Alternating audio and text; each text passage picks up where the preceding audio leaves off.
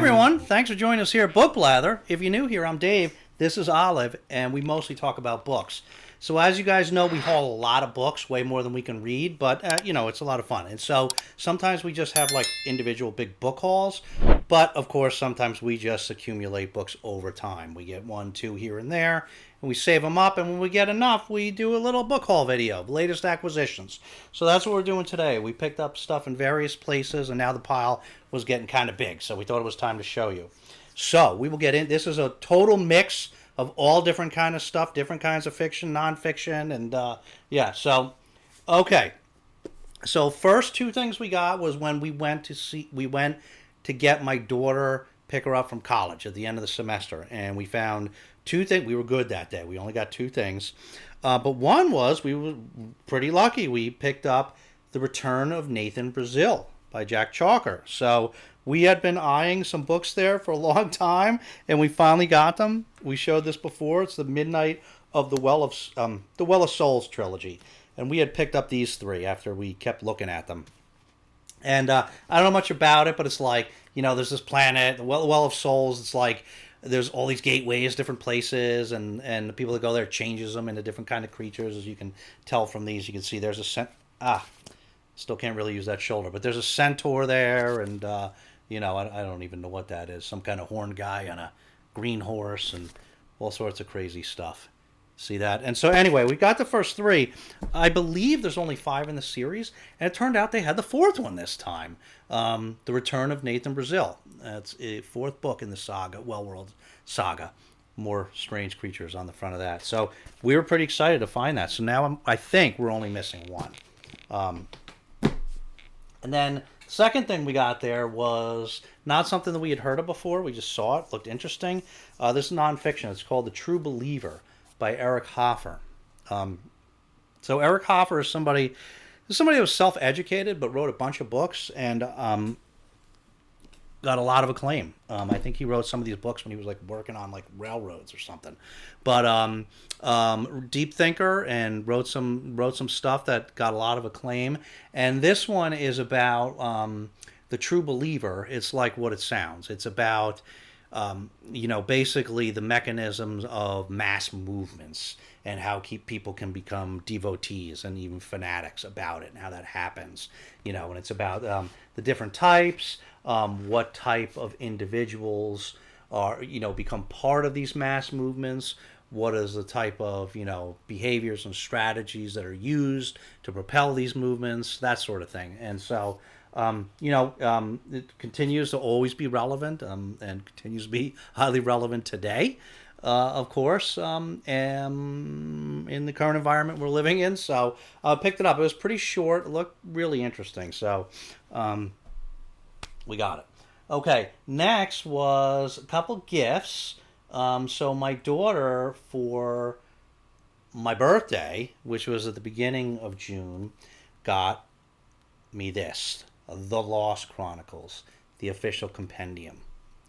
So, as you may know, Olive and I are very big Lost fans. We have actually been doing, with some of our fellow booktubers, a watch-along every week on the channel, on Book Blather, on the Book Blather channel, where we've been getting together and discussing the episode, a few episodes each week. We are coming actually to the very end of it.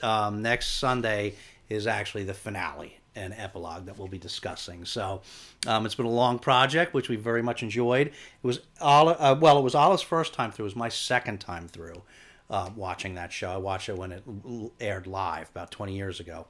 And so my daughter knows how much I love it, and so she got us this book. And, this is all it's interviews, behind the scenes, all the untold stories and everything like that. So it was very cool, very, very cool. So she got us that for my birthday. Same daughter then got us this book for Father's Day, which I had not heard of, but looks really cool. Unexplained by Richard McLean Smith. And this is like unexplained, so he says real life supernatural stories for uncertain times. So this is like true stories that are unexplained, where like weird stuff happens, and like right on the back, there's one I'm interested in. What can a cursed box show us about the act of storytelling? So I'm curious. So anyway, it sounds like it has some cool unexplained mysteries in it. So that was a nice surprise. I hadn't even heard of this book, so but it sounds cool. Okay, then different daughter is able to periodically get us books based on where she works. I don't want to get too much more into it than that, but so she got us a couple of things recently that we were able to pick that from this list. And the first we got was we were very excited about this is Ship of Magic by Robin Hobb. So this is a pretty big chunker. So this is a very popular fantasy series, as you may know. We just this past year we read the first in her trilogy, the Farseer trilogy, which we buddy read with our friend Gareth over Book Songs and Other Magic, and Joe from Book Buds. And we have the next two in that Farseer trilogy that we have not read yet, but we need to get to. And then this was in the next trilogy. This is called The Live Ship Traders, which a lot of people I understand like this trilogy even better, and in particular really like this book. So yeah, we obviously were planning to keep going and read more Hobbs, so we have them. So we were not going to not scoop that up. And then the other one she got us is Riley Sager, Final Girls. So as you may know, we've read a couple of Riley Sager books so far. Lock Every Door and Survive the Night that Buddy read with my daughter. And enjoyed those. They were, fun thrillers. And so we have a few more that we picked up in the wild. And so, yeah, we were able to get this one. So we did. This one looks pretty cool. It's about like three final girls, like the last surviving girl in like some tragedy where everybody else gets killed. And so there's the main character, this Quincy, that is the main final girl from her group. But then there's these two other like well-known final girls from other events. And then one of those final girls dies, and the other final girl comes to Quincy to I don't know, start whatever kind of quest they're gonna do. So yeah, so they're all final girls, and they don't want to be dead final girls. So that's what that one's about. Coincidentally, we have a couple little free libraries nearby that we always peek in, and this just happened. We were walking by one of the little free libraries. We found another Riley Sager book in there, Middle of the Night. And this one is a lot newer. The Final Girls was like 2018, I think. Middle of the Night, I think, just came out in like 2024. And this is it's about a guy where he had been camping as a kid. He had been camping with his friend, and then he woke up in the morning to see a big slit in the tent and his friend gone. So like someone had abducted his friend. And so now he's back there many, many years later, and certain like indications of his friend start showing up around town again. And so, is it somebody that had to do with abducting his friend, or is there somehow his friend survived and is back? And so that's the mystery of this. Sounds pretty cool. And yeah, this one's pretty new, so we're excited about that. Okay, and then we just bought ourselves a couple. We try not to buy too many like brand new books these days, but we did. So now some of you are going to roll your eyes at us. You're not going to believe we're going to do this, but we don't generally read really long books. We're slow readers. We have to think really, really hard. What's going on? You need to pick me up? Somebody out there? Yeah, somebody always comes by and makes noise whenever we're filming. But we don't really read long books often, but there was one that we really, really wanted to read. It sounds great. It sounds funny. A lot of people love it. It's a classic. A lot of people say it's the best novel there is, and many people would say it's one of the best novels there is. Anyway, that is Don Quixote by Cervantes. And so this is a really long book. And the reason we're doing this now is because we do want to just take the plunge and try one of these great, really long classics. And we are going on vacation in August, and we thought we obviously won't read the whole thing when we're on vacation, but we can use the vacation to get a good chunk of it done. And if we don't do it like something like that will never get it done. So so the one we got was, there's a bunch of different translations. We did do a little bit research on this to try to find the right one for us. It came down really to two. This is the Penguin Classics is the John Rutherford one, and it came down to this one and another recent one, and now I forget her name, but she is. These two are generally considered like the two best at this point. And the other one was kind of known for it's kind of known for its more technical accuracy in the translation. So we ended up deciding on Rutherford for two reasons. We actually did read some samples to try to see which was the one, the right one for us. And basically, we did two things. One is, although the other one was known for its technical accuracy, there was she did make a common error right on the first page. That is like an excusable one. A lot of people would make that error, but she did make a translation error that Rutherford didn't make.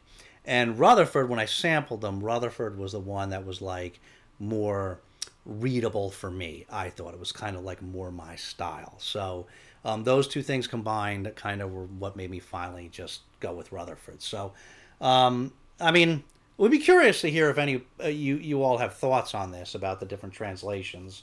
I mean, we're gonna go with, we got this now, so we're gonna go with this one, obviously. But anyway, so this is the plan. Obviously, I cannot swear that we will be successful in this plan. I mean, this is, it's over 1,000 pages, right? Over 1,000 pages, I think, of small print, and or yeah, it's about 1,000, just about 1,000 pages. So we can't promise we're going to be successful with this, but this is our plan to try. We are going to start, I think, in July. We're going to do some Rocket Summer. We got a video coming on that, but we're going to do some Rocket Summer in July. But we are going to try to start reading this in July. Make sure, we're good with it, get some done, make sure we want to take this on vacation with us. And presuming that goes well and we get a good start, we're going to keep going on this. We're going to focus on this in August. We're going to do Garb August too, but we're going to read a lot of this in August, take it on vacation, and go. If it doesn't end up going well for us, if it ends up being a less pleasant experience than we thought, then we won't do that. And we'll take what we usually do, vacation.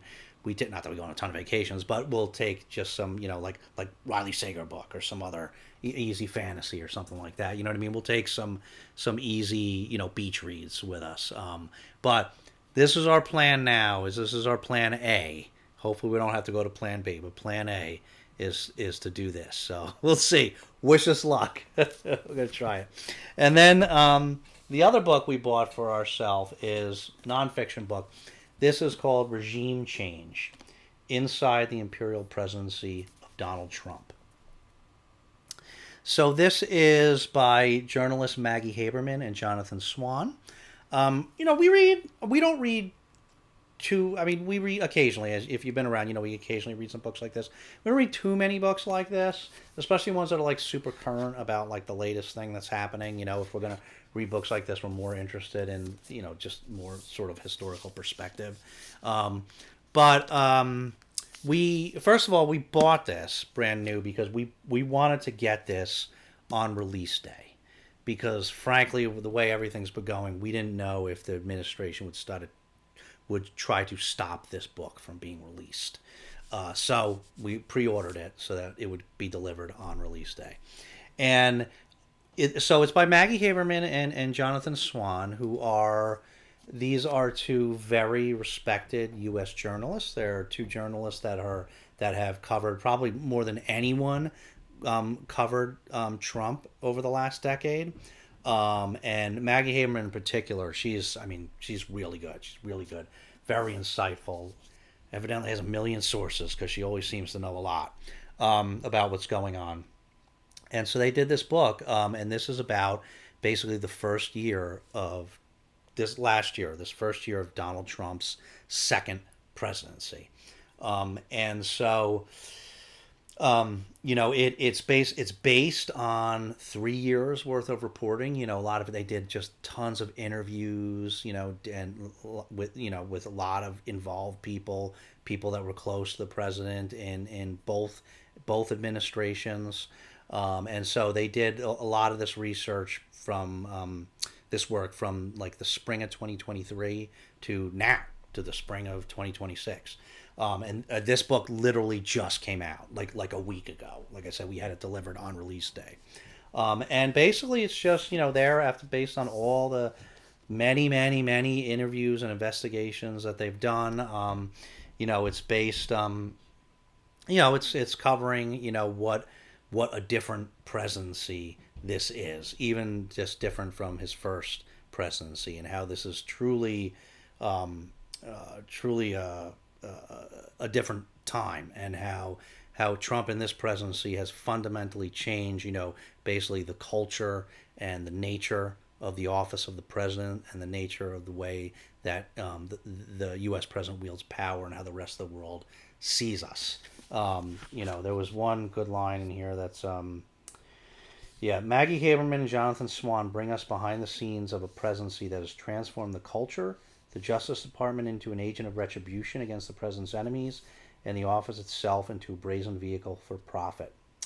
This is the key. They reveal a second term propelled by a historical irony that Trump himself has come to understand, that the indictments, the convictions, the assassination attempts, and 4 years of exile made, so this is all between his two presidential terms.